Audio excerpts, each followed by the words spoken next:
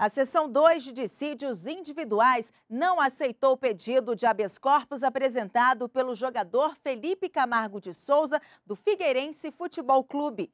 O zagueiro pedia desvinculação do time para jogar no São Paulo Futebol Clube. Acompanhe o caso na reportagem.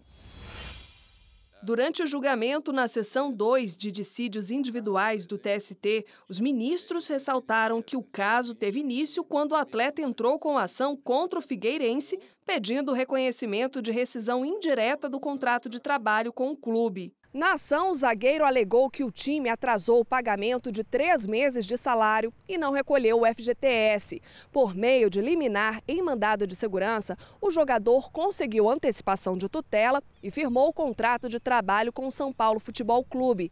Mas a liminar foi cassada pelo Tribunal Regional do Trabalho da 2ª Região, na capital paulista. Foi aí que o jogador entrou com um pedido de habeas corpus para conseguir mudar de clube. O relator do caso na SDI2, ministro Alexandre Luiz Ramos, entendeu que o habeas corpus não é o meio adequado para discutir a situação apresentada pelo atleta. O ministro frisou que a Constituição Federal prevê no artigo 5º, inciso 68, que o habeas corpus é concedido sempre que alguém sofrer ou se achar ameaçado de sofrer violência ou coação da liberdade de locomoção por ilegalidade ou abuso de poder. Para o ministro Alexandre Luiz Ramos, o pedido de transferência imediata para outro clube de futebol e de rescisão indireta do contrato de trabalho não afeta a liberdade de locomoção do jogador. O relator citou precedentes do Supremo Tribunal Federal e do Superior Tribunal de Justiça para fundamentar o voto. A jurisprudência do Supremo Tribunal Federal tem salientado que, não havendo risco efetivo de constrição à liberdade de locomoção física, não se revela pertinente o remédio do habeas corpus, cuja utilização supõe necessariamente a concreta configuração de ofensa, atual ou iminente, do direito de ir, vir ou permanecer das pessoas.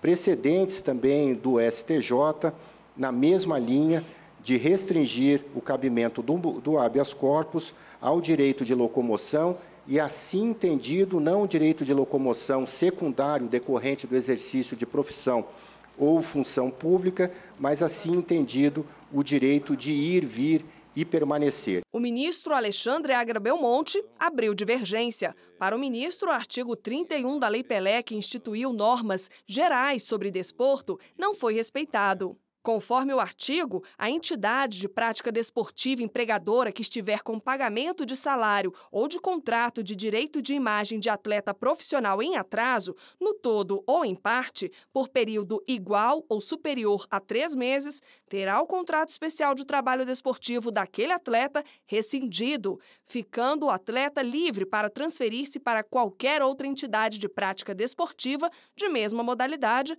nacional ou internacional. O direito também se aplica no caso de não recolhimento do FGTS e das contribuições previdenciárias. Com base na Lei Pelé, o ministro Alexandre Agra Belmonte entendeu haver direito líquido e certo do atleta. No caso presente, está caracterizado, e sem controverso, 4 meses de mora, quanto mais. A lei fala em 3, aqui havia 4.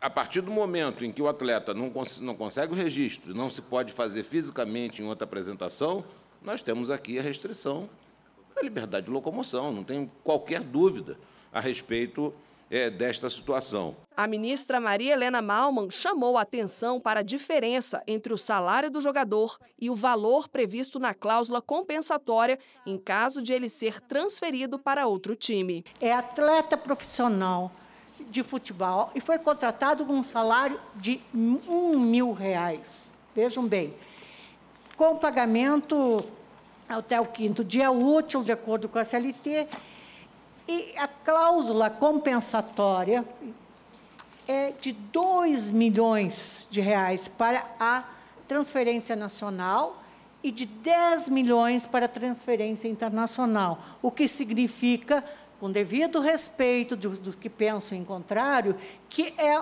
um impedimento do direito, do livre exercício do direito de trabalhar.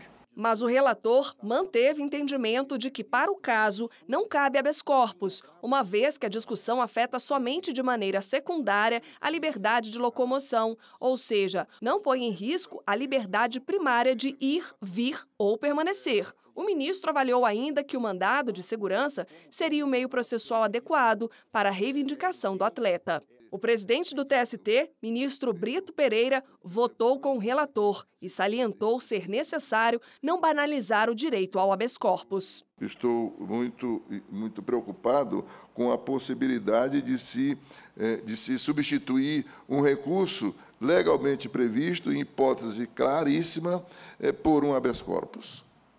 Para o que, nessa hipótese, por se tratar de questão que não diz precisamente com a liberdade de locomoção ou, como diz o CPP, liberdade de ir e vir, eu também concluo pelo não cabimento do habeas corpus. Votaram com o relator, ministro Alexandre Luiz Ramos, pela extinção do processo, o presidente do TST, ministro Brito Pereira, o corregedor-geral da Justiça do Trabalho, ministro Lélio Bentes Correa, e o ministro Douglas Alencar Rodrigues. Votaram com a divergência apresentada pelo ministro Alexandre Agra Belmonte, pela continuidade do processo, as ministras Delaide Miranda Arantes e Maria Helena Malman. Por maioria, a SDI2 não concedeu habeas corpus ao atleta.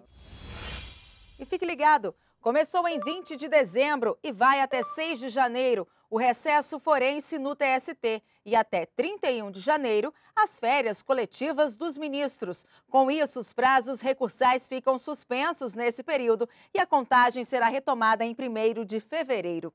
Mais informações você encontra no site do Tribunal, tst.jus.br.